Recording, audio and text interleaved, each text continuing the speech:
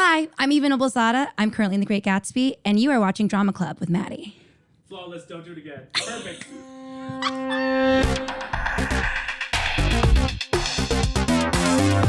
Eva Noblezada. Eva No Lasagna. No lasagna, correct. What else do they call you? Noblezada. That one's nice. It rolls off the tongue. I like Noblezada. But you know what's easy? Eva Carney. It is. Hey, married girl. Hey, girl. I'm we're so going to get happy. into the word. Yeah. We were married the same weekend. Yeah. You were married on the 27th of October. We got married the 25th, right here. Oh my God. Yeah. Let's geek out about wedding stuff towards the end of the pod. I love a I wedding. want to talk about actually my dog licking my feet, but I want to talk about the Jimmy Awards. Yes. You were 17? I was 17. And for folks that are not familiar with the Jimmy Awards, just give us a little explainer. And then I really want to understand what was going through your mind as a young high schooler. Oh, girl. That mind was everywhere. The Jimmy Awards are amazing. And I just left them before I came to see you guys. They like brought me out and they didn't know I was coming. And they were like, no, it's just such a beautiful moment. And they were so fresh faced and full of hope and joy and excitement. And it's going to be a really big moment of their lives stepping on that stage in front of an audience. It's kind of crazy. But the Jimmy Awards is also the National High School Musical Theater Awards. It's founded by Jimmy Niederlander and his organization, and it's a great showcase for young talent across America. It's really beautiful, and they fly these kids out, 2 kids per state. They put them in these hotel rooms. I think it's NYU dorms, which is also really cool. Yeah. And then they make their Broadway stage debut at the Minskoff. Like, what more can you want? I want to go so bad. I've actually never been. But their opening party is always at John's Pizzeria. And I'm always like, I want to go. On Bleecker? I think it's the one like. The other one in Times Square. Yeah. Oh my God. So yeah, cool. they get to be NYU nerds for I'm an NYU alum. So I think that they're looking at what they hope to be their future in you. What were your what words of wisdom did you impart to them? Like what can you tell them exactly in 10 minutes? In 10 minutes. That's literally the time I had. I was just saying you have nothing to prove tonight. Be yourself. The night's already been structured for you. So just put your thinking cap away and just be and just breathe and be alive and meet the moment. And it was nice. They would ask me questions about the industry, like how do you keep things fresh doing it 8 times a week? And I was like, honey, sometimes you don't, but you really have to come in with an attitude of gratitude, and that's what keeps everything fresh. And Corbin Bleu said this, and it blew my mind. I can't stop thinking about it. Someone asked him this question at a Q&A after a show. How do you keep things fresh after doing 8 shows a week, like for so many weeks? He goes, you have to remember, it's somebody's first Broadway show. It's also somebody's last Broadway show. And I was like, oh, fuck. Yeah, you're right. You're right, brother. Huh. But that put a different perspective on being authentic. Sure. Yeah. But yeah, the kids were so lovely. It was good to see them. I just, they idolize you. So I'm sure they were just totally probably not able to contain their excitement. What did you sing way back when? Oh my God. What was your song? What did you perform? Oh my God. It was for Footloose. I was Ariel in Footloose. I sang, where have all the good men gone and where are all the gods? And then in the opening number, I had a solo. I can't remember off the top of my head right now, but it was, shit.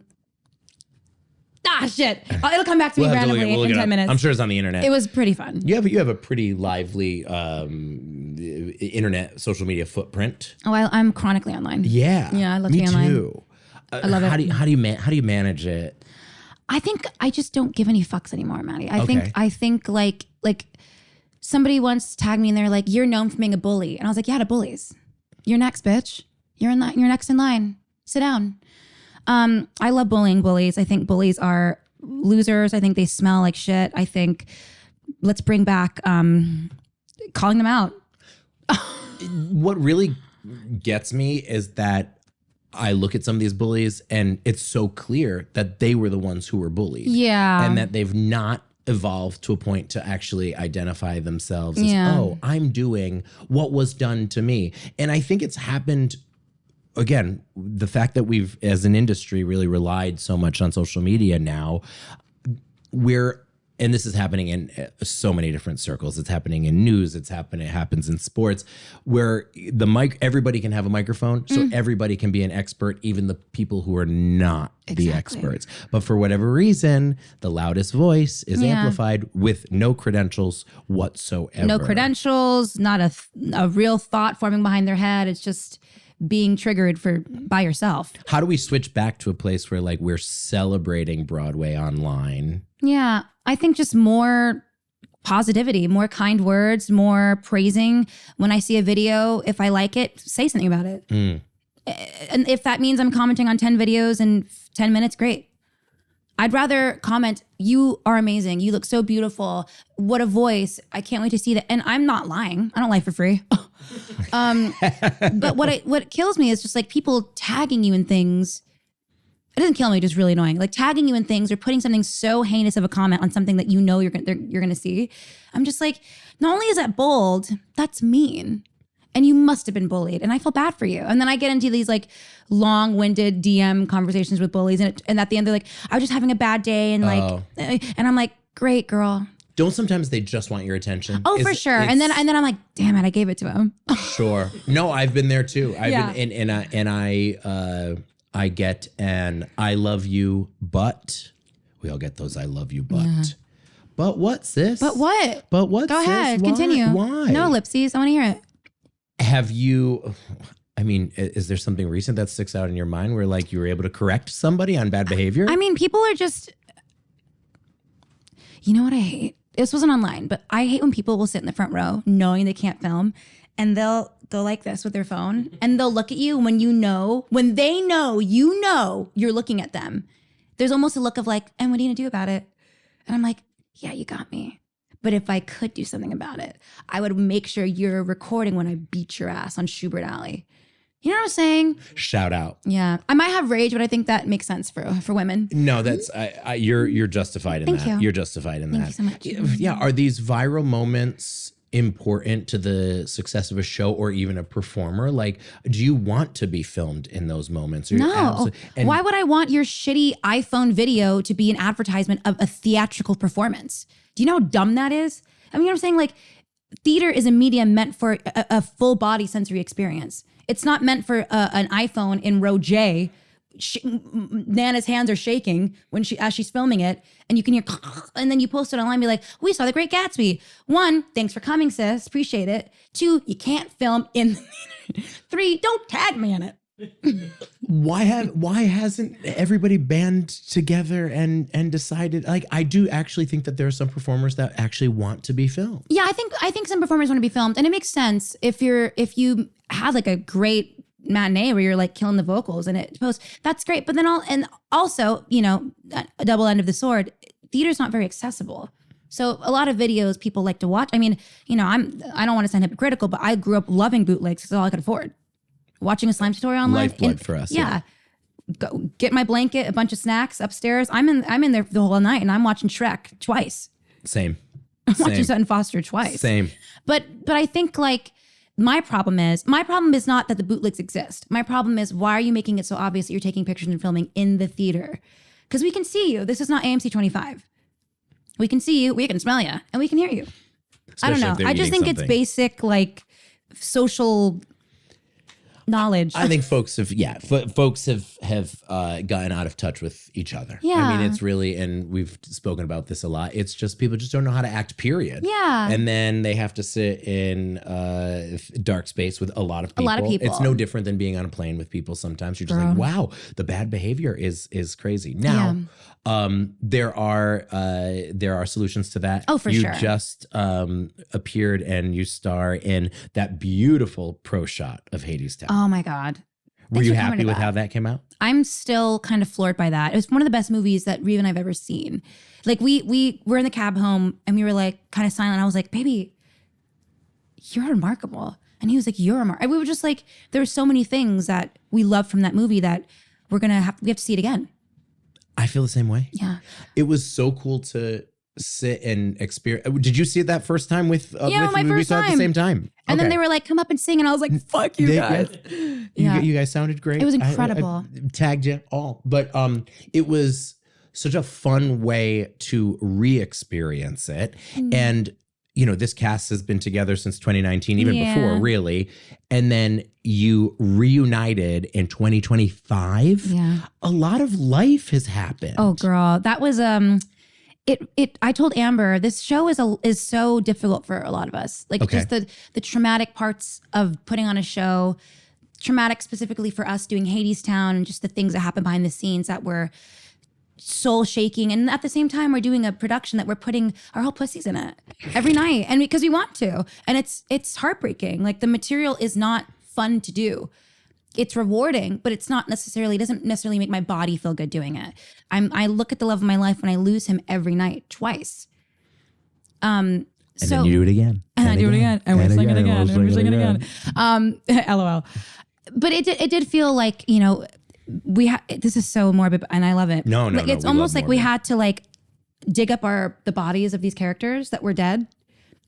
And then all of a sudden, great, we're all together now. And now we can do an actual burial and blessing and a prayer and a goodbye together, because we all left at different times. We all left the show different times, and it felt like, taking out different, parts where the weapons in you and not really being able to heal that injury. And then watching the film, it felt like the salve over everything, that you're like, now I'm healed. Now it's in the past, and we made something so beautiful. You made something so beautiful. Everybody needs to watch that Hadestown Pro Shot. July 24th, y'all. It is just cool. It is just beautiful. And to experience it in a theater is I'm such a audiophile, and I listen. Right. If the sound is wrong. You're like, ugh. And I sat there, I said, this is sumptuous. It sounds so good. It's hard to make your voice sound bad, by the way. Well, you're very kind. Even if it's a shaky grandma. It's for sure possible, but I appreciate that. You're just, but Eva, I know that you're an athlete in the way that I'm sure you train your voice, but you were born with that. I do think that God or source, whatever people believe in, that was always going to be my calling, was using my voice. So I'm just glad that I figured that out early. When did you first realize that you had a beautiful gift? I remember, I'm not even kidding. I remember knowing that my cry was important when I came out. And my mom had this baby diary of me. And I think it was I was maybe not even one. And she was she had the date and she's like, "Dear diary." It was Eva won't shut up. She's always making noises and humming and singing and speaking. And I was like, yeah, bitch has a lot to say. Not really. Oh my goodness. All right. Well, all right. We kind of got through. You've played. Nana. You've played these roles at different points in your life. What changes? Like the first time that you stepped into Eurydice, and then again coming years later. How is the take on the role different for you? It's different to me because as life goes on and I have more experiences, it just gives my vessel more knowledge and more ideas and more sources to kind of use. Definitely when I first started Eurydice, I was going through a divorce. It was just a whole. Oh yeah, girl. I'm Bette Midler in First Wives Club. Wow. No, that's not true. I think he's dead. Oh no, he's alive and well and doing his thing. Okay. And thank God, because I absolutely have been and will always be doing my thing as well. Great.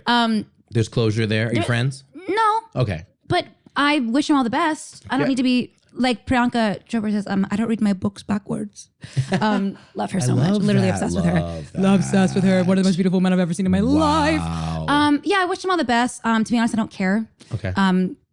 You know what I mean? I'm not thinking about it, but when I do think about him, I go, oh yes, I hope that he's doing great. Sure. Yeah, going through a really bad divorce. And not bad in terms of I needed that. That was not something that I said yes to with all of me. That was more of I think this is the right thing to do, right? Been there, right? sis. And I asked a lot of people, what do I do?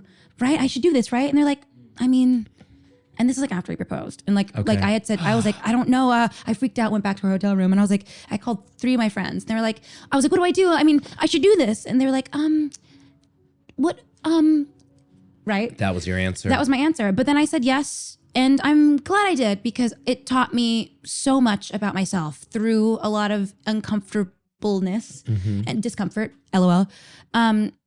but I was going through that during Hadestown, and also I got pre-nodules during Hadestown.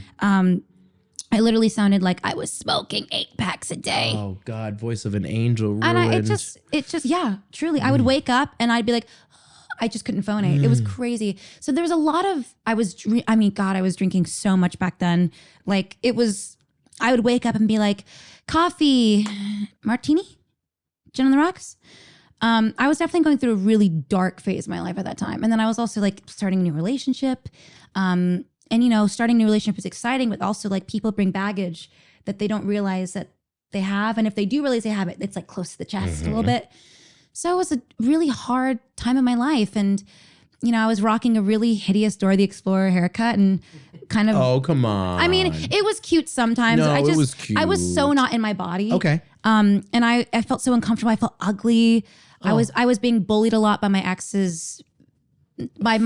husband's ex's fans online for like a good year. I was being bullied. But because they thought that the things that had happened between the parties involved was out of malice, and that there was like cheating, and I definitely could have handled it better, but there was no cheating there, girl.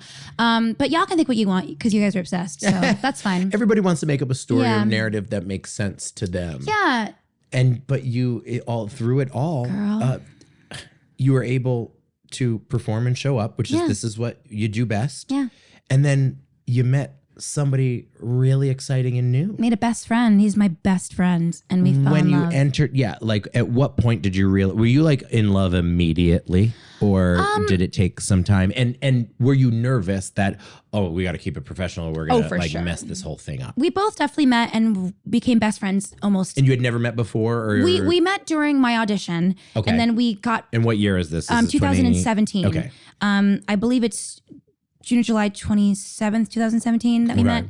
And a few months later we did a workshop. And then once we moved to London to do Hadestown there, we like almost instantaneously became best friends. Okay. And it was weird for me because I was so excited because we were the same person. And I was also so like, I have so much to learn from this amazing, kind-hearted person. But then I was like, interesting. I've never really had a guy best friend. Whatever. Didn't even think about it because I didn't even consider my ex to be my friend. Interesting. I just had to categorize things. You just fell in love. Yeah, he was your partner. He was my boyfriend. And so it was just so weird. It was so weird juggling it all. And I'm so thankful that Reeve is in my life because he is the son to me. And I can't believe I get to call him my husband. It's so crazy and amazing. It's so hot. Your chemistry is really very good. It's very believable. You. And I mean, we've fallen in love with Reeve and been in love with Reeve forever as long as you. It is very nice to see two people who you can tell are experiencing happiness. And it's very cool to see it on stage as well. Is he just the biggest dork? Is he like a nerd? He's the smartest person I will ever meet, but he's also the coolest person I've ever met. Okay. Do you know what I mean? Like, it's like whatever nerd means, whatever dork means, he encompasses everything and is just the classiest, suavest, sexiest human in the world. Ooh. And he's got a fat ass. Yeah, I've got an album. I'll show you later. I'll show you after the podcast. What's the sexiest thing that he does? Oh, he listens. Come on now. He listens. He will if I'm it? talking about something, he will, and him looking at me listening, I'm like, I just get flustered. Or he just knows. I like that he likes to share what he knows. I think that's so sexy. But he does it in a very agreeable and open way, not a condescending way, obviously. I see a friend, my volume goes from 3 to 70. Reeve is like at a constant 4.5, 5. He doesn't really ever because he doesn't need to. Sure. And I think that's hot. So he doesn't get nervous. He keeps it night. It's so like, come to me. Okay. I fucking love that. You're and honey, witch. I will. You're a witch. Do you think you conjured him? Do you think it was just... I definitely think we bring out the best in each other and help each other navigate when there are things in our life that are like, this is freaking me out, or this is scary, or I get kind of scared for a lot of things, or like I get anxious sometimes. But what Reeve does, he is such a light that all I need is to know that he's there, and he's like, he sees that, and I immediately feel better. But I do think I don't think I conjured him. I think we just showed up in our lives, and God did the rest. Evan, my husband asks me, what's the nicest thing that I can say or do for you? And my answer is, tell me I'm right. Yeah. Because Evan is always fucking right. Yeah.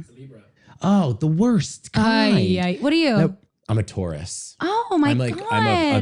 I'm like a triple Taurus. I am a Taurus. I am grounded and stubborn and a bit of a people pleaser, but I win fights in that I just say, okay, keep the shots coming because I can stand here all day. Yeah. And eventually you'll grow tired. And I'll just go on my way. That's so cool. No, it's really fun. Do you feel the pressure in the spotlight because you both have super adoring fans? And healthy boundaries is something we've been talking about on Broadway a lot, especially in this, like, coming out of this season. I mean, we had fans literally sneaking into dressing rooms. So guys, don't do that. Don't do that. That's not cool. Super illegal. That's not cool. That's not how you make friends. No. That's super illegal. How do you keep those boundaries? I mean, yeah, I think part of the boundary I like to do, like, for example, when I go at stage door and they go, "Oh my God, you were actually so good." What I'll say, I feel like is a boundary. What do you mean? What do you mean? And then they have I just a think lobotomy. Yeah, and they're like, oh, blah. I just think it's not me calling you out. It's me just saying, hey, try that again. Let's just learn how to talk to each other. I'm gonna be honest with you. I genuinely don't care anymore. I think I know I am so content in who I am and being a human, and know that I'm gonna make people annoyed, and that's fine. There are billions of people on the earth. You want me to make everyone happy?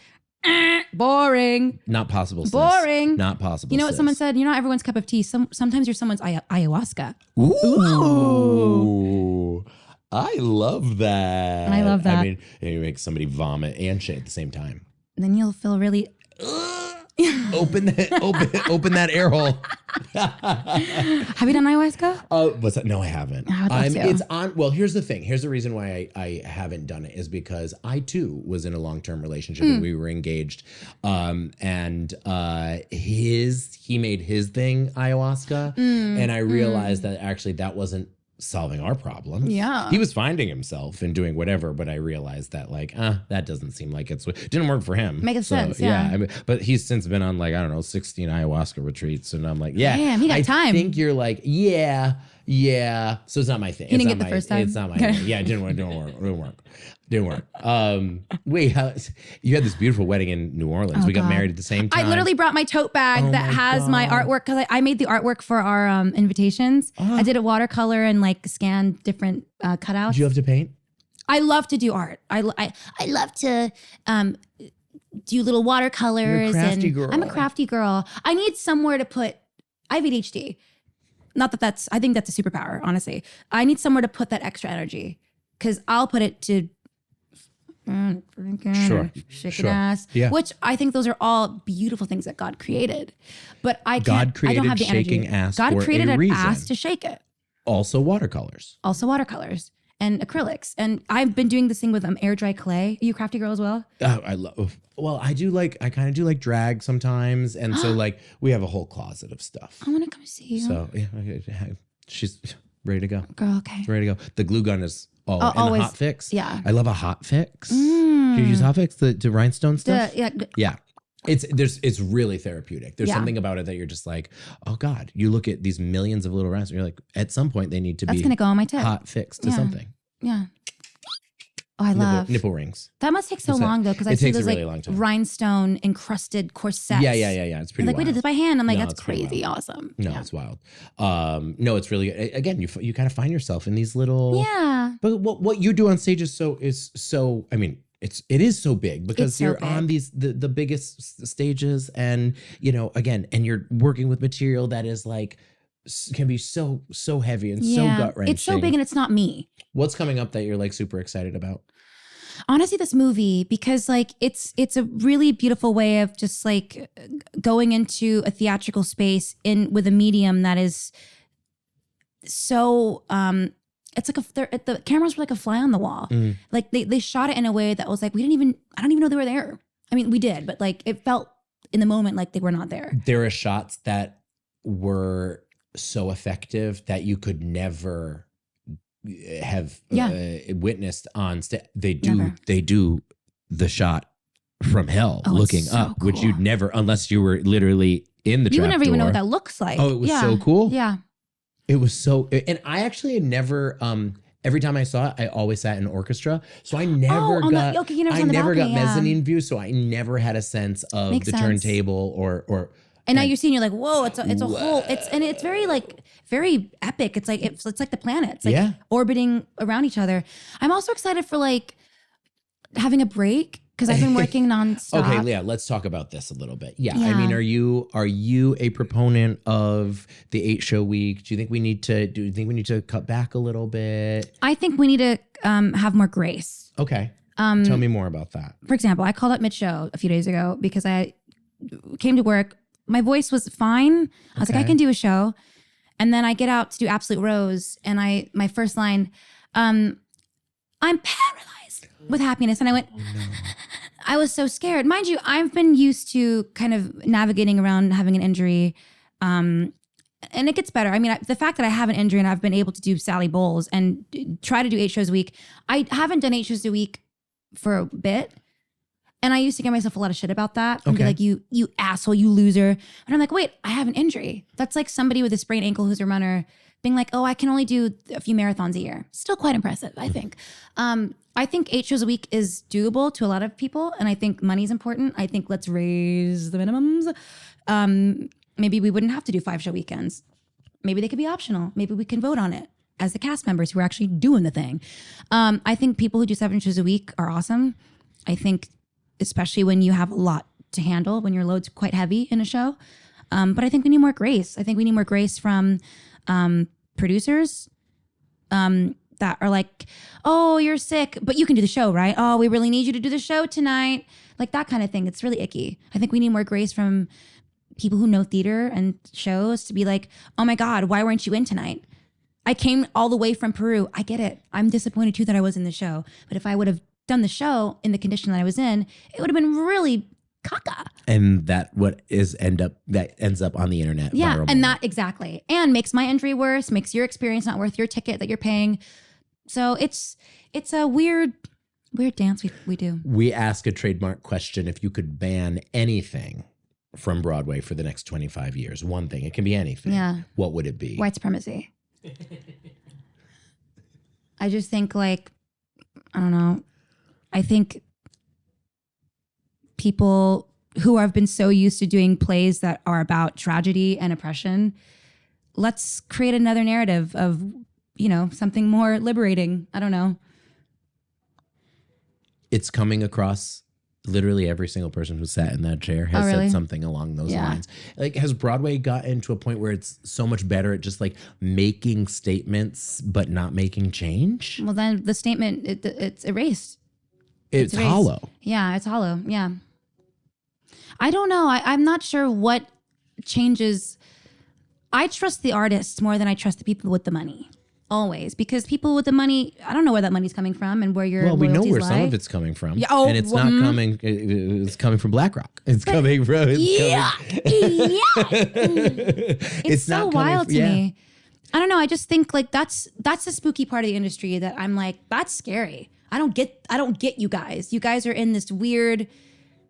There's always going to be that 1%, And I just think we're the ones putting our bodies out there, and you see that, and you want to act like we're a family, but then you make moves behind our back that not only takes away what we're owed, but makes you look like you are the front person of everything good that we're doing. Make it make sense. It doesn't feel good. It doesn't feel good. It feels really icky. Yeah. And I just think like I was saying before, the energy is real and it doesn't go away. It just creates a sense of this weird hierarchy of who put you in that fucking position? Not me. And I'll humble a bitch quick. That's probably one of the things that I need to work on in this year. Yeah, would you have the courage to go up to a producer or somebody who was, basically bankrolling a show that you were in and tell them that you really disagree with their politics? I do it all the time. You do? I do it all the time. I do it all the time in a way that's just myself. I'm not going to come and berate you and be aggressive. Sure. But if I say, thank you for this offer. This very generous of you. Is it possible to take off some of the top of that you added, which is really kind of you, and just disperse it to some of the other people who've been in I've asked it so many times. They go, oh, we can't do that. Why? Hey, can you come in my room and explain to me why? And they do. And I'm like, I still understand, but if you can't do it, I guess you can't do it. I don't get it. You're telling me that you're not going to give something that you're offering me above what I was getting paid before. You're not going to redisperse it back into people who have been here since the fucking beginning. Sure. Who have had injuries, who have been sick from this building. It just doesn't make any fucking sense to me. I don't know. I think the lesson is everybody needs to have as many balls as Eva does. I mean, yeah, I tucked for this interview just to make everyone feel comfortable, but my balls are massive. You think I'm sitting on my ankles? I'm not. I'm sitting on my fucking nutsack. Fully. You know why? I think because what are they going to do? What are they going to do? Honestly, you're going to slap me on the wrist for talking back? You're not my boss. And if you're going to act like that and employ me, I don't want to work for you. They can't touch your talent, sis. They can't touch my, honey. And I just think like we do so much and the people that I work with are so amazing and we give up so much. We sacrifice so much of our lives to come to do something. And people deserve more money. They deserve more credit. They deserve more. People in the industry deserve more. This is a very adult conversation and a very real conversation about the reality of the industry at the time. Like, how do you, in speaking to these young kids, like, how would you be able to package what you just said to a young performer who's in high school making their way into college or right into the industry without scaring them too much? Or like, what's like, it kind of is, oh, I wish I knew this before. I wish that I knew that I would be working with people who ideologically, maybe even ethically, I don't align with. Yeah. How do you tell them that? I think what I said today in a way was, I'm kind of paraphrasing, but I said something along the lines of like, when you were born and you knew you had that in you, the talent and the call, that is a divine connection that can never be cut. It can never be tampered with.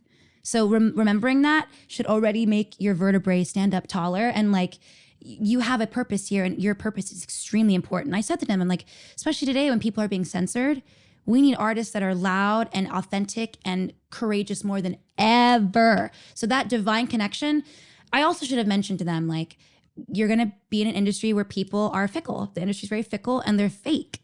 And the capitalist beast of it all is not a human being.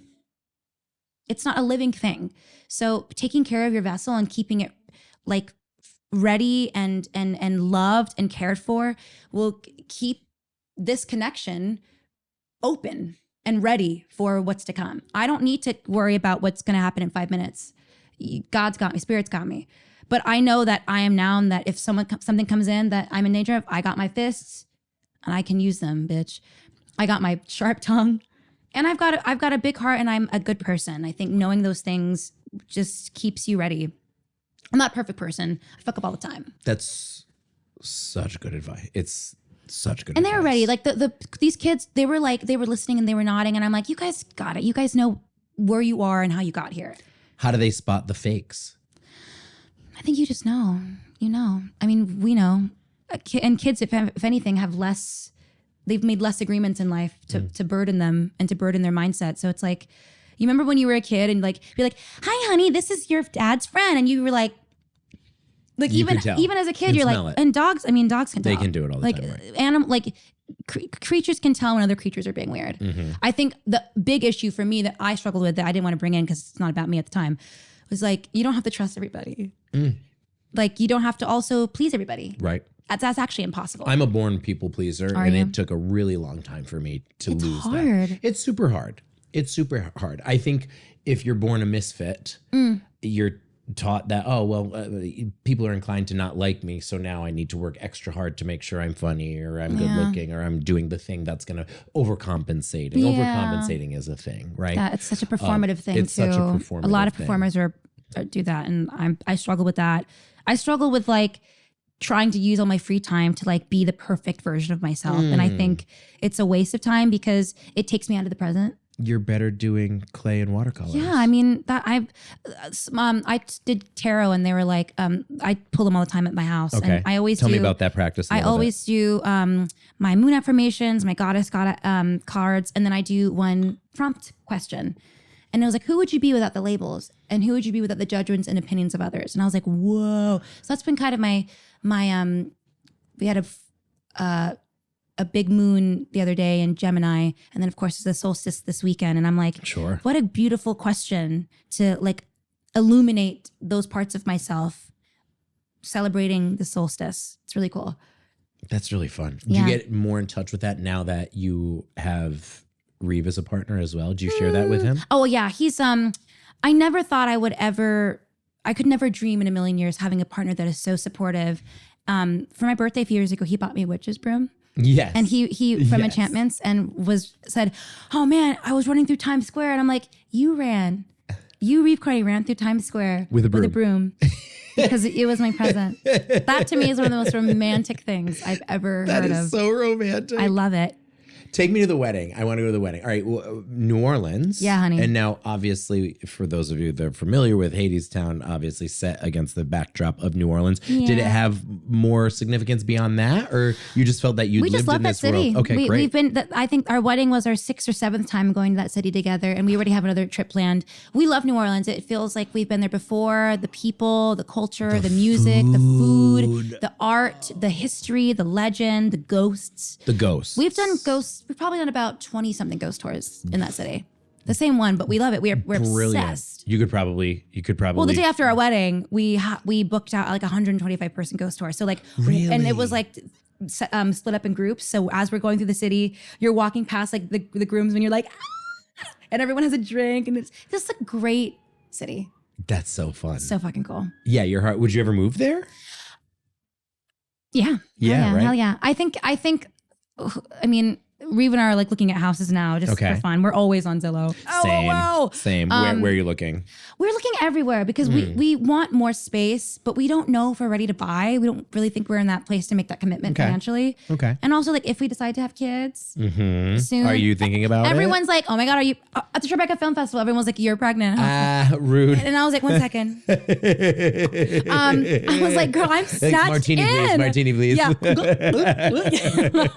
I would love to have kids one day. I still feel like I'm 20, so I feel like a child bride, even though I'm not 30 years old. It'll happen when it happens. I think it'd be nice to not be doing a show. Sure. Can you imagine? You'd be able to do it. I mean, look at all women these. do. Look at Casey. Look at all these Mama. women. They are Mama. true. The definition of mother yeah. and balancing it all. The Egyptians believed the most significant thing you can do in your life is die. But they did believe that women were goddesses because they could give life. And I'm like, yeah, what happened to that? Let's bring that back into society. Let's do. I want to talk about wedding more. This or that. This is how we'll find out a little bit more about the wedding. This or that. A big bash or small and intimate. Big bash. And that's what you did. We did. It was 158 people. That's a lot of people. Yeah. Especially destination. Like, for sure. I think only 2 people lived in New Orleans that came. Wow. More important, food or flowers? Food. Definitely. Food. Did you have a big floral budget? I'm not gonna lie, I got a really nice, generous check from a movie I did, like while we were planning, and we were trying to be frugal.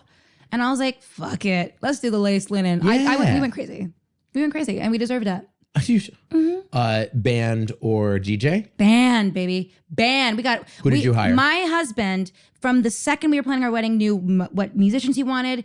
He knew what style. He knew what time to enter the church based on the light. He is meticulous, so fucking sexy. I love you so much, Reeve. Reeve Carney, wedding planner. Wedding planner. What can he do? What can't he do? Be a mean person. Right. Oh, that's sweet. Yeah. That's sweet. Have a flat ass. You can't do that, can you? Bubble butt.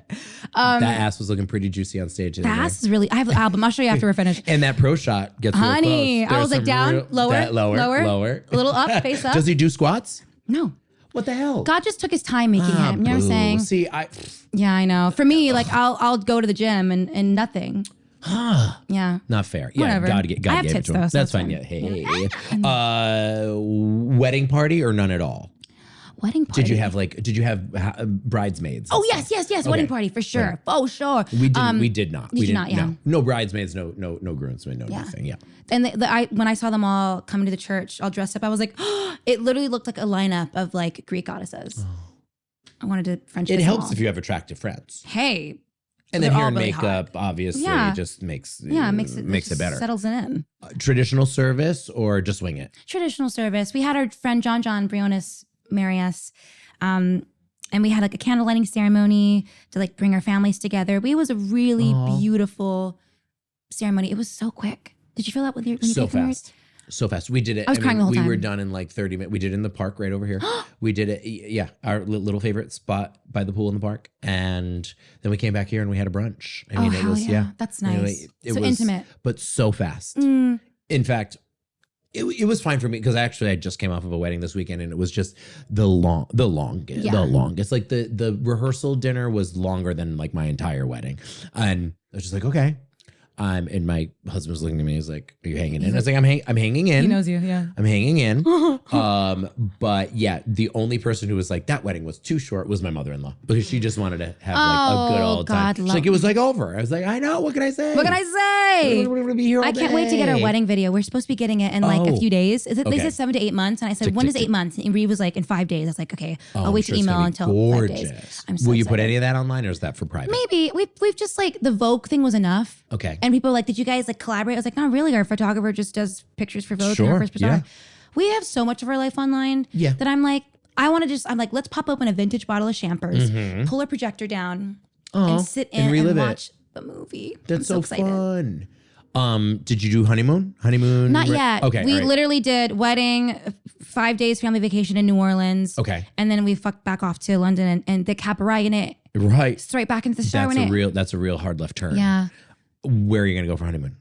We want to go to Italy. Oh, Italia. Yeah. Come on. Let me know if you need recommendations. No, seriously. I'll ask you. Oh my God. Venice, Roma, Firenze. Yeah, you have to do it all. Lake Como, Lago di Como. Lake di Como. You should do this live it up there. Molto bene. Did you have a wedding dance? We did it. What did you? Don't want to miss a thing. Oh, Aerosmith, your word.